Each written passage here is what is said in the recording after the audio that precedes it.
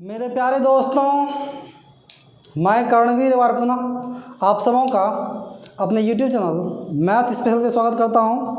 और आज हम लोग ट्रिग्नोमेट्रिक फंक्शंस को आगे कंटिन्यू करेंगे और उसके एक टॉपिक ट्रिग्नोमेट्रिक इक्वेशंस को आज हम लोग पढ़ने वाले हैं। तो सबसे पहले हम लोग हेडिंग लगा देते हैं, ट्रिग्नोमेट्रिक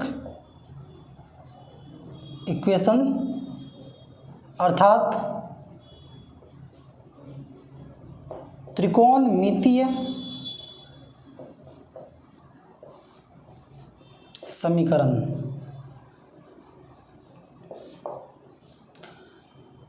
ट्रिग्नोमेट्रिक इक्वेशंस, देखिए फर्स्ट ऑफ ऑल हम लोग सीखेंगे कि ये इक्वेशंस क्या हैं। ठीक है, त्रिकोणमिति तो खड़ी समझ में आता है। ट्रिग्नोमेट्रिक फंक्शन जिसमें इन्वॉल्व होंगे वो मतलब त्रिकोणमितीय समीकरण होंगे। लेकिन ये पहले इक्वेशन होता क्या है, कितने प्रकार का होता है, वो उसके बारे में हम लोग देख लेते हैं।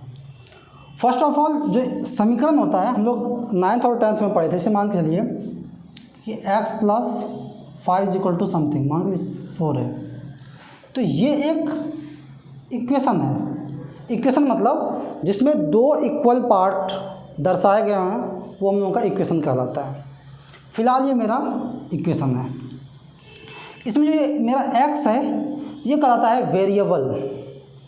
ठीक है, इसमें एक वेरिएबल इन्वॉल्व है। तो ये जो इक्वेशन है वह वन वेरिएबल का इक्वेशन है। अब मान लीजिए मैं एक दूसरा इक्वेशन लिखता हूँ, x + y = समथिंग 5। तो ये भी एक इक्वेशन है, लेकिन इसमें 2 वेरिएबल इन्वॉल्व हैं, x और y। ठीक है, अगर मैं एक तीसरा इक्वेशन लिख देता हूँ, x + y + z = समथिंग, ये भी एक इक्वेशन है जिसमें कि 3 वेरिएबल इन्वॉल्व हैं।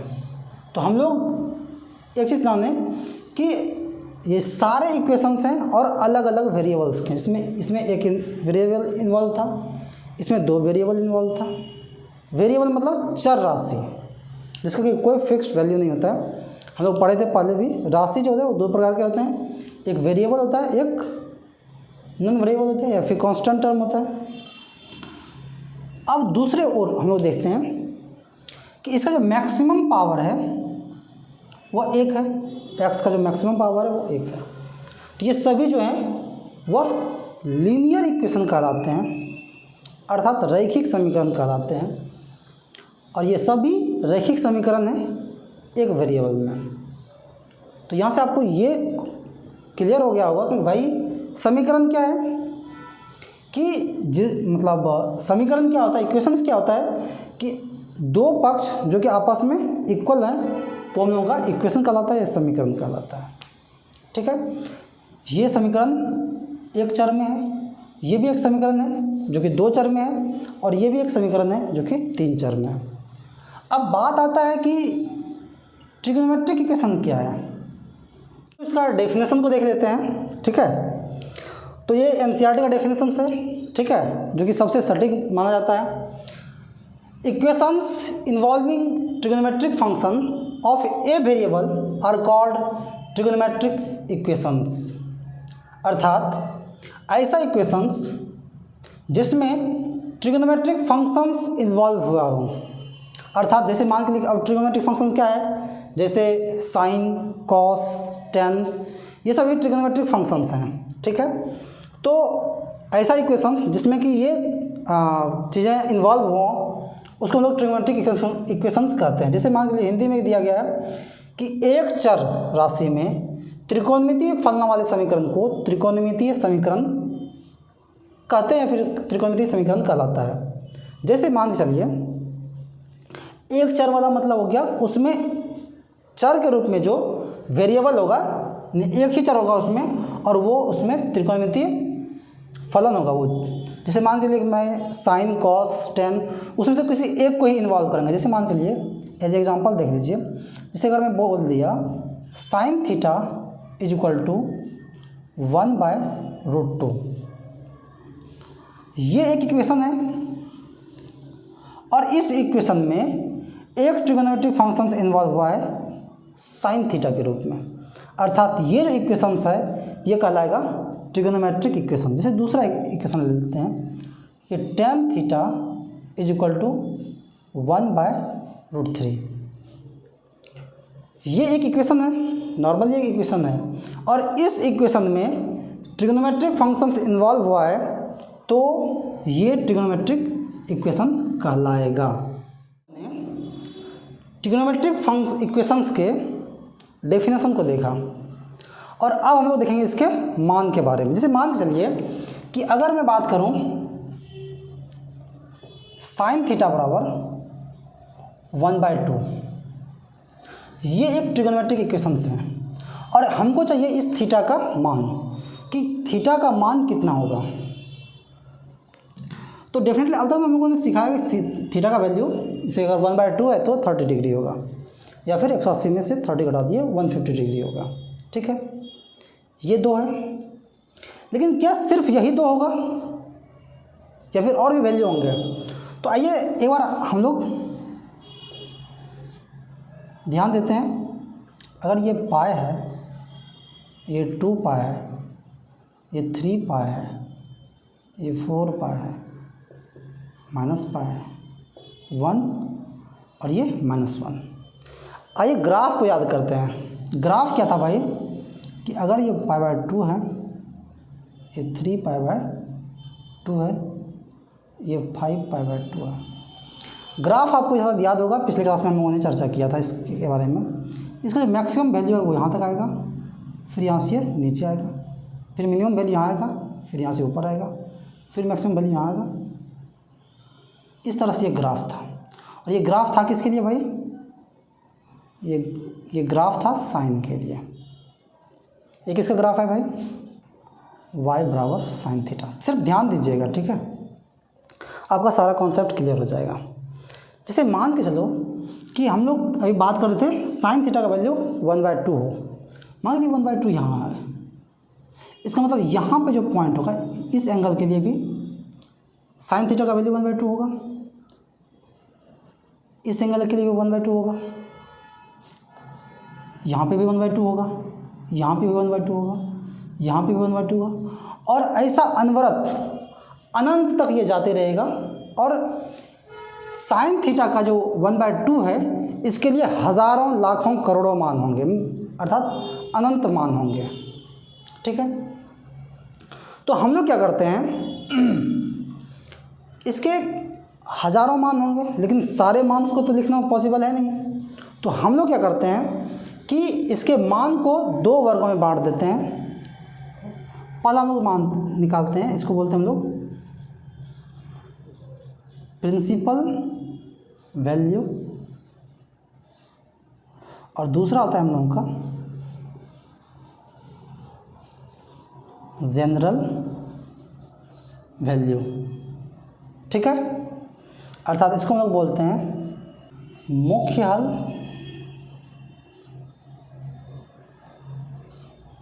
और इसको बोलते हैं हम लोग व्यापक हल। कोई दिक्कत? मुख्य हल क्या है भाई? हम लोग क्या देखते हैं, एक और फिगर आप याद कीजिए।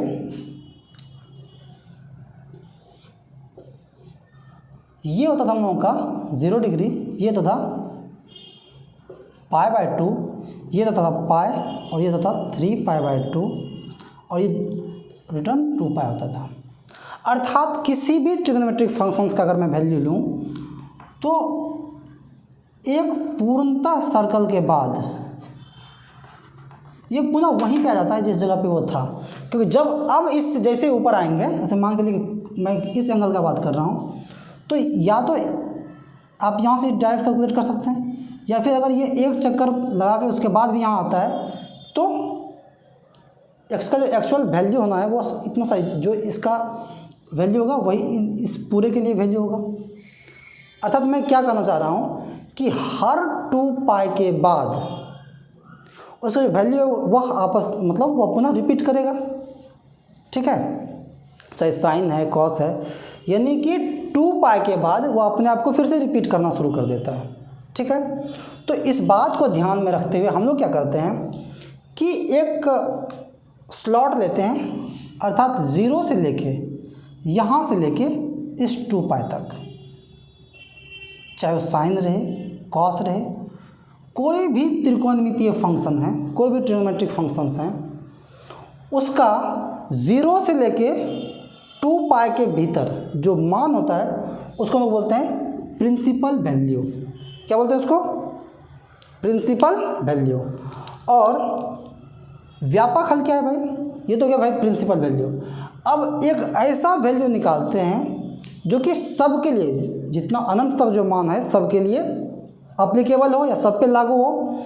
तो जब हम लोग किसी भी हल को या हल में n के, उसको n के रूप में रिप्रेजेंट करते हैं, उसमें n को इन्वॉल्व करते हैं ताकि हम लोग n का वैल्यू रखते जाएं और अनंत तक मेरा वैल्यू आते जाए, उसको हम लोग बोलते हैं जनरल वैल्यू। याद रहा क्या? हम लोग का जो प्रिंसिपल वैल्यू है वो कहाँ से कहाँ तक वेरी करेगा भाई? अर्थात 0 से लेके 2 पाई के बीच का जो एंगल होगा उसके बीच में जो भी मान आएगा उसको हम लोग क्या बोलेंगे? प्रिंसिपल वैल्यू या फिर मुख्य हल। ठीक है, यहाँ पे कहीं कहीं इसको प्रिंसिपल सॉल्यूशन भी कहा जाता है। ये हम लोग का प्रिंसिपल सॉल्यूशन। और जब हम लोग उस सॉल्यूशन में n को इन्वॉल्व करेंगे, अर्थात उसको n के रूप में लिखेंगे ताकि हम लोग n का वैल्यू रखते जाएं और हम लोगों का अनंत तक का वैल्यू आते जाए, अर्थात अनंत तक मान निकलते जाए। तो जब हम लोग सॉल्यूशन में n को इन्वॉल्व करते हैं तो हम लोगों का निकलता है जनरल सॉल्यूशन। कोई दिक्कत? मुझे उम्मीद है कि ये चीज़ें आपको बिल्कुल समझ में आ गया होगा। प्रिंसिपल सॉल्यूशंस को निकालने के लिए एक एग्जांपल को लेते हैं।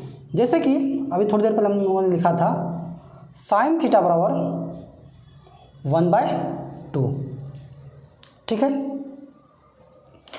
तो पहले देखते हैं कि 1/2 का जो है,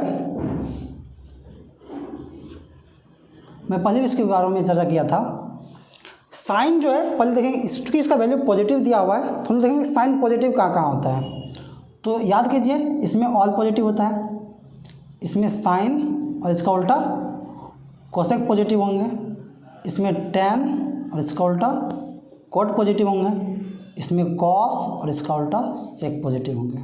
ठीक है, ध्यान दीजिए कि साइन का जो वैल्यू है वह फर्स्ट क्वाड्रेंट और सेकेंड क्वाड्रेंट यहाँ पॉजिटिव होना है। इसका मतलब ये हुआ कि साइन का जो पहले हाफ वैल्यू होता है वो कितना का वैल्यू होता है भाई? साइन π/6 का वैल्यू होता है। एक चीज़ तो हो गया भाई, एक वैल्यू जो है इसका π/6 होना है।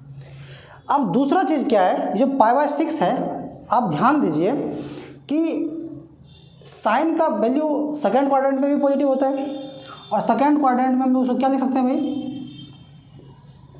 π-θ। साइन π-θ बराबर साइन थीटा होता है।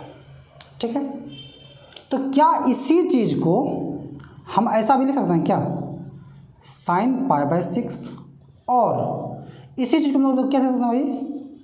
साइन π-π/6।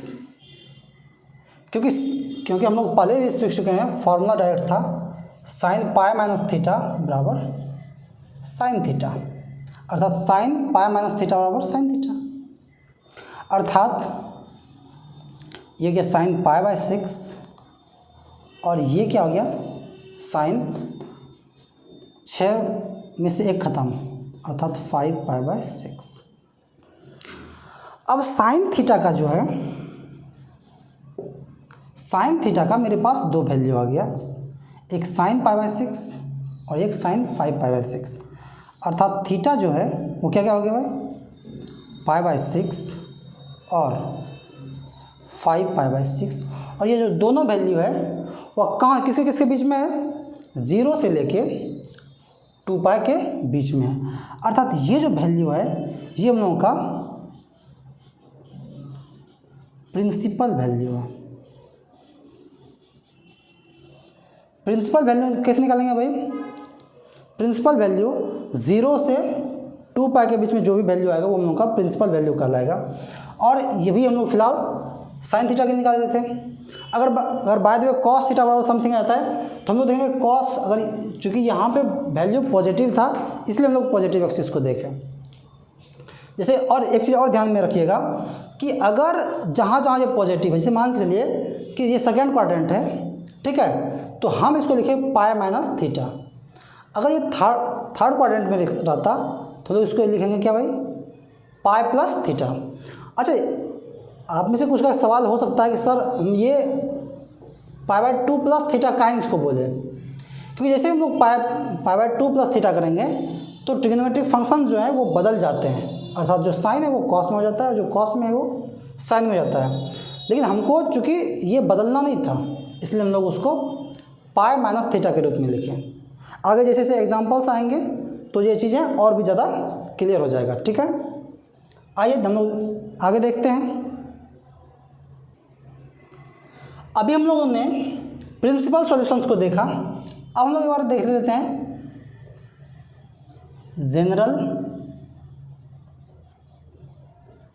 सॉल्यूशंस। जैसे मान चलिए साइन एक्स बराबर, अगर साइन वाई दिया गया रहे, ठीक है, तो हम लोग का जो एक्स का जो वैल्यू होता है, अर्थात एक्स का जो हम लोग का मान आएगा उसको हम लोग लिखेंगे एन पाई प्लस -1 पे पावर n इंटू वाई, ठीक है। दूसरा अगर देखते हैं, अगर cos x बराबर cos y दिया रहे, ठीक है, अगर cos x बराबर cos y दिया रहे तो यहाँ पे हम लोगों का होता है x का value 2n pi plus minus y। ये क्यों होता है, कैसे होता है, हम लोग इसको निकाल के देखेंगे। और तीसरा बच गया है tan x बराबर,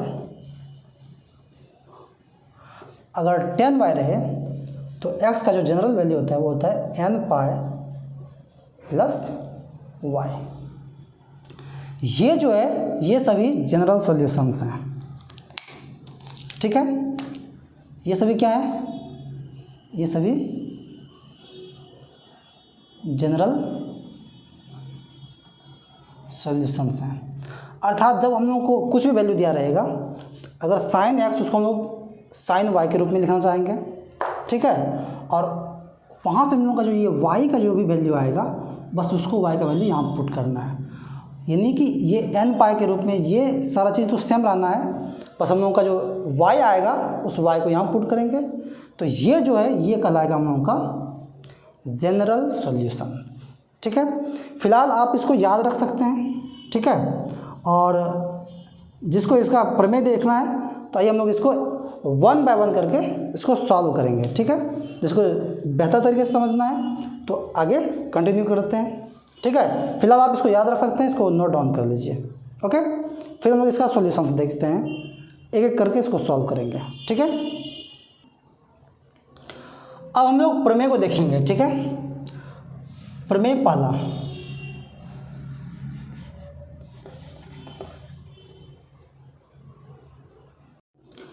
आइए हम लोग थ्योरम्स को देख लेते हैं, ठीक है। एक एक करके थ्योरम्स को देख लेते हैं।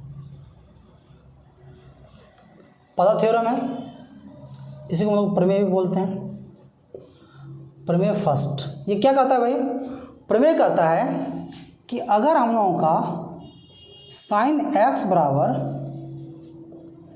साइन वाई रहे तो एक्स का जो जनरल वैल्यू है, एक्स का जो जनरल सॉल्यूशन होगा वो होगा n पाई प्लस -1 पे पावर n इंटू वाई, ठीक है।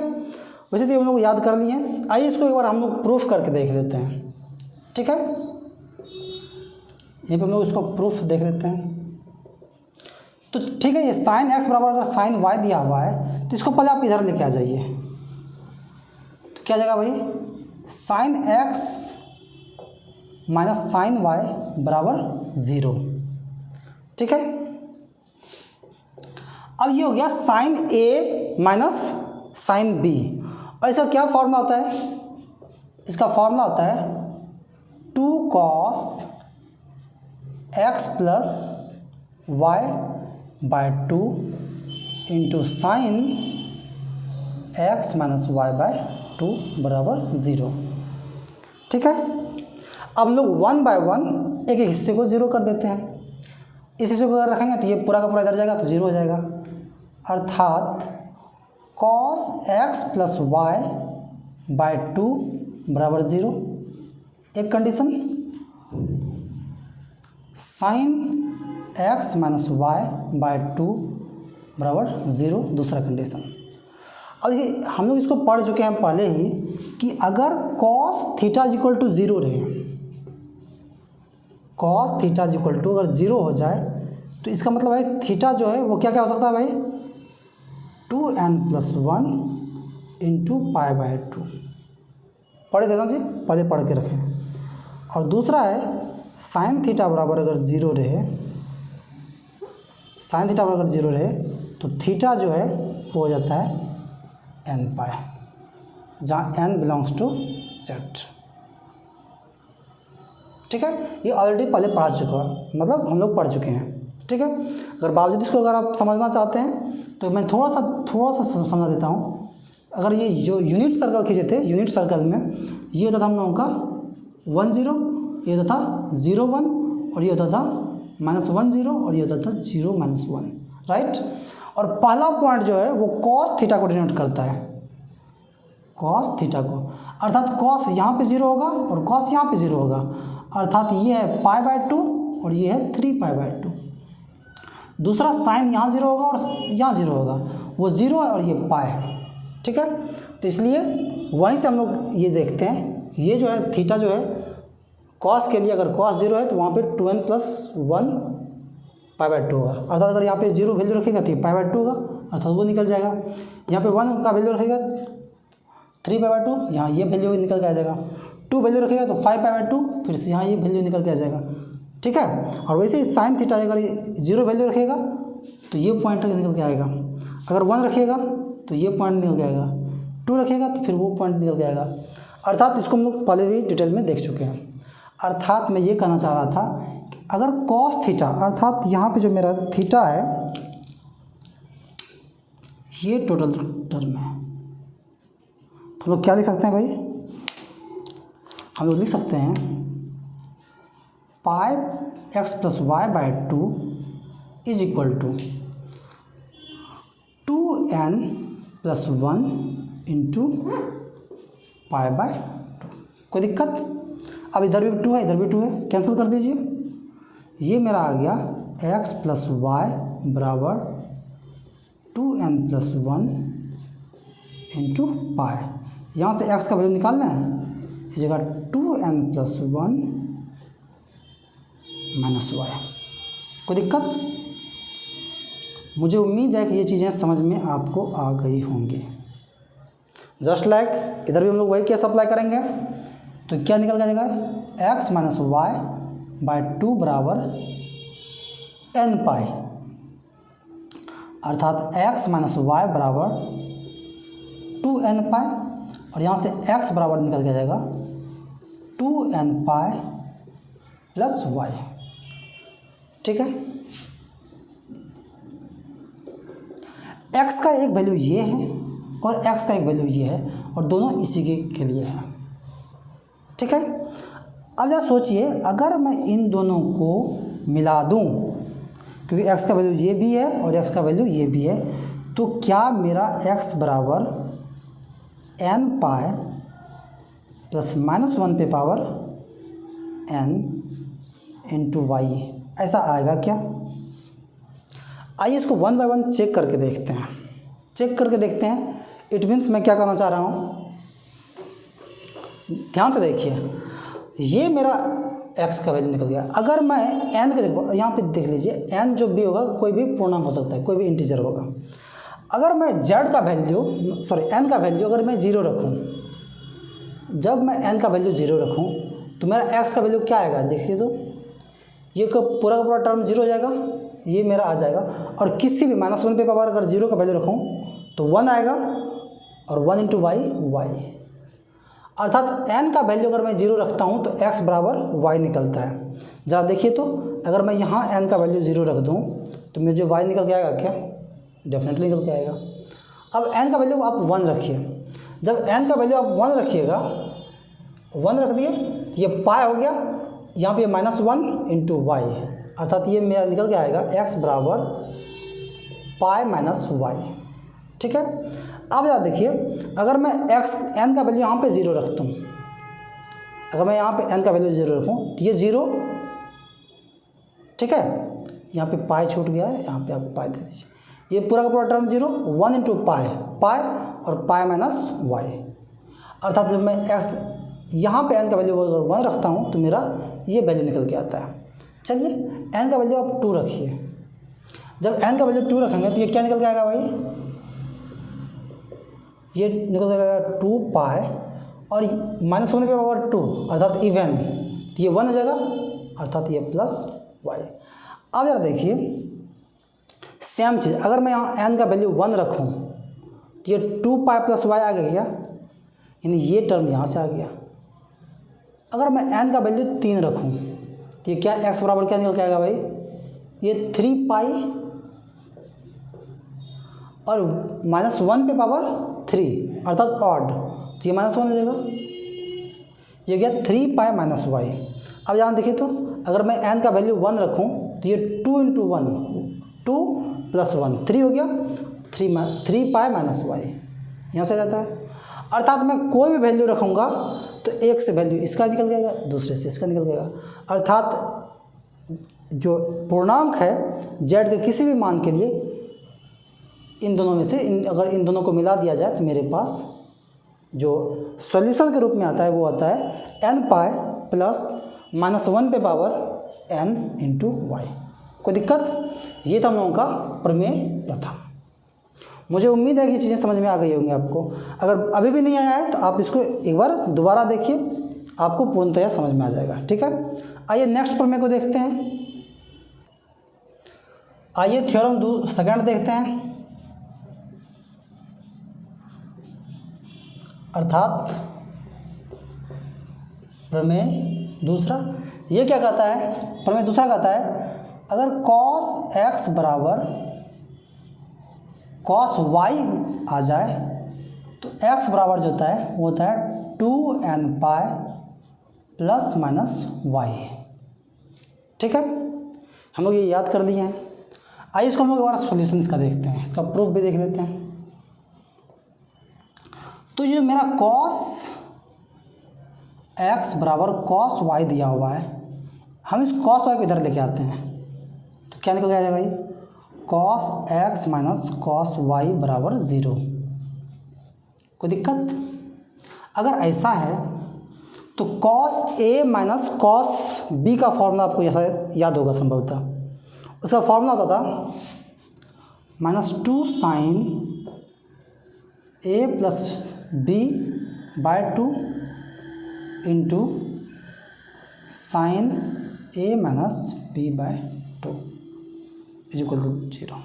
कोई दिक्कत? अब यहाँ पे मेरे पास दो टर्म है, 1 बाय 1 इसको 0 कर देते हैं। Sine x plus y by 2 is equal to 0, दूसरा sine x minus y by 2 is equal to 0। अब जस्ट थोड़ी देर पहले हम लोग बात किए हैं कि 0 कब आएगा भाई? साइन का वैल्यू n पाई पे, अर्थात अगर साइन थीटा बराबर 0 है तो थीटा अर्थात x प्लस वाई बटा 2 बराबर n पाई, अर्थात x प्लस पाई बराबर 2n पाई, इसलिए x बराबर 2n पाई माइनस वाई। कोई दिक्कत? ठीक इसी प्रकार हम लोग इधर देखते हैं, क्या जाएगा भाई? x माइनस वाई बटा 2 बराबर 0, तो इसको हम लोग क्या लिख सकते हैं?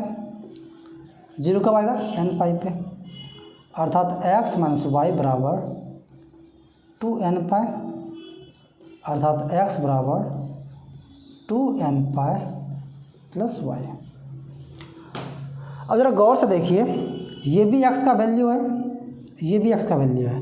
ये 2n पाई माइनस वाई का आता है, ये 2n पाई प्लस वाई का आता है।